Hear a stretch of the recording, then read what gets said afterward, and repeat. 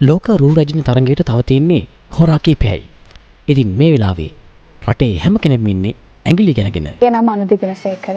මම තමයි මේ පාර ලෝක රූ රැජින කිරුළ වෙනුවෙන් ලංකාවේ නියෝජනය කරන්න ඉන්නේ. මගේ ගම අනුරාධපුරේ. මම මගේ උපාධිය හදාරලා අවසන් කරා. මගේ උපාධිය මම හදාරුවේ කයිම විශ්වවිද්‍යාලයේ අන්තර්ජාතික සම්බන්ධතා ගැන. ඉතින් දැනට මම මගේ වැඩ කටයුතු කරගෙන යනවා මගේ පැජන්ට් එක සම්බන්ධයෙන් සහ මගේ ඕගනයිසේෂන් එක සහේලි වෙනුවෙන්. ඒ තමන්ගේ රටට කිරුළක් අරගෙන ඒ කියන බලාපොරොත්තුවෙන්.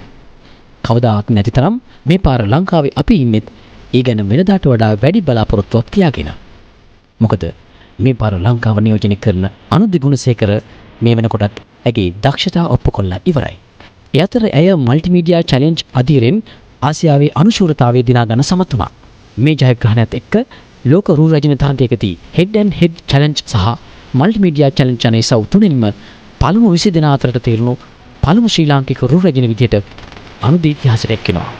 අනුදිට අද දවසේ අපේ පුංචි ශ්‍රී ලංකාවේ නම ලෝකෙට බබලවන්න වාසනාව ශක්තිය ධෛර්යය ලැබෙන්න කියලා YFM අපි හදවතින්ම ප්‍රාර්ථනා කරනවා.